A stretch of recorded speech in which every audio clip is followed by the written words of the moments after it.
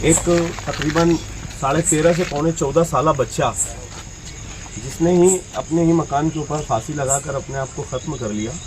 हमारे शहर के लिए ये बहुत दुख की बात है। बच्चे की उम्र तो आप लोगों को मैं बता दिया, उसका नाम था शेख आदिल शेख मुख्तार, निहाल नगर, गली नंबर 11, घर नंबर 451। फांसी लगाने की वजह ऐसी समझ में आई, हम लोगों ने, हम सभी जिम्मेदार यहाँ पे निहाल हाजी साहब, एहसान भाई, अज्जू, अन्नू, आसिफ भाई, ये सब लोग उनके घर पे जाके उनकी वालदा से हमने जिस वक्त मुलाकात की तो उसकी वालदा ने वजह बताई कि वजह ये थी कि लड़का मोबाइल लेकर खेल रहा था और काफ़ी टाइम से उसके हाथ में मोबाइल था, वो पबजी गेम खेल रहा था। तो मैंने उसको 2-3 मरतबा बोली कि अपने वहाँ मेहमान आए हुए हैं, कुछ बाहर से सौदा ला दे ताकि उनको चाय वगैरह दे के मेहमानों की मेहमान नवाजी की जाए। 2-3 बार बोलने के बाद उसने सुना नहीं, तो मैंने सिर्फ उसको बोली कि बेटा तेरे अब्बा आ रहे, मैं तेरे अब्बा को ये चीज़ बोलती। बस इतना बोलना कारण था। वो लड़के ने जाकर माँ को मोबाइल वगैरह शायद फेंका और जाकर उसने एक बंद कमरे के अंदर ओढ़नी के ज़रिए अपने आप को फांसी लगाकर ख़त्म कर लिया। ये हम लोग मालेगांव शहर के लोगों को बार बार मैसेज देते हैं कि पिछले 3 महीने से हम लोग बाइट देना, सभी सोशल वर्कर और जो लोग यहाँ पर आके प्रोसीजर करते हैं, कानूनी प्रोसीजर करते हैं, मदद करते हैं, मौनत करते हैं, वो सब लोगों ने बाइट लगाना बंद कर दिया था। लेकिन पिछले 3 दिन पहले मैंने जाफर नगर में एक बंदे ने टेलर की दुकान के ऊपर फांसी लगाया। वो 29वां केस था, ये 30वां केस है। रमज़ान महीने से लेकर अभी तक ये पूरी दुनिया का शायद सर्वे अगर हम लोग कर लेंगे, जितनी छोटी बड़ी सिटी है, बॉम्बे जैसा सिटी बोलो या बड़े से बड़ा सिटी बोलो, वहाँ पर भी इतने हादसात नहीं होते जितने मालेगांव शहर में ये हादसात दिन ब दिन बढ़ते जा रहे। बाइट हम लोगों ने लगाना बंद कर दिया था तो उससे ज़्यादा हो गया। बाइट लगाते थे तो हम लोगों से अपील करते थे कि आप अपने महल्ले की मस्जिद के इमाम साहब से मिले, कॉरपोरेटर हजरात से मिले या जो सियासी समाजी लोग हैं उनसे मिले, ताकि उनकी काउंसलिंग हो जाती थी। वो समझाने में हम लोग कहीं ना कहीं कामयाब होते थे।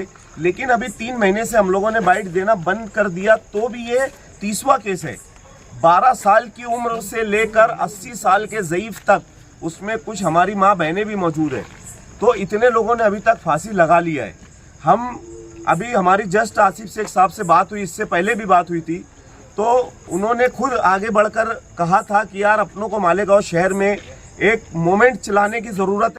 इनके भी, ये लोगों ने भी, टीचर लोगों ने भी, शहर के मैनेजमेंट के लोगों ने भी स्कूलों में बच्चों को खास तौर से इसके ताल्लुक से मोबाइल के ताल्लुक से, गेम के ताल्लुक से कोई कार्रवाई एक्शन लेना चाहिए, उस पर मेहनत करना चाहिए। हर स्कूल के टीचर उस्ताद का यानी फ़र्ज भी बनता, हर मैनेजमेंट का भी। एहसान भाई, जब भी हम सवाल करते हैं उलमा इकराम को आगे लाने को करते हैं, मगर बहुत सारी मालेगांव शहर में स्कूल भी चलती है। स्कूल जो टीचर लोग पढ़ाते हैं स्कूल बच्चों को, तो उनको क्या बताना चाहेंगे आप? पहली बात तो ये जो हादसा हुआ है बहुत ही दर्दनाक हादसा है। ऐसे हादसे मालेगांव शहर में रुकना चाहिए। जैसे कि अभी शफीक भाई ने पूरी डिटेल बताई है, वो बहुत ही पुराने सोशल वर्कर है, ये सब चीज़ें उनको ज़्यादा मालूमात भी है। हमारी गुजारिश है, आपने जैसे उलमाओं से बोले, उलमा तो उनके हिसाब से करेंगे, लेकिन स्कूल में भी जो स्कूल में हो सकता है तो बाहर दूसरी जगह नहीं हो सकता, स्कूल और उलमाओं के ज़रिए।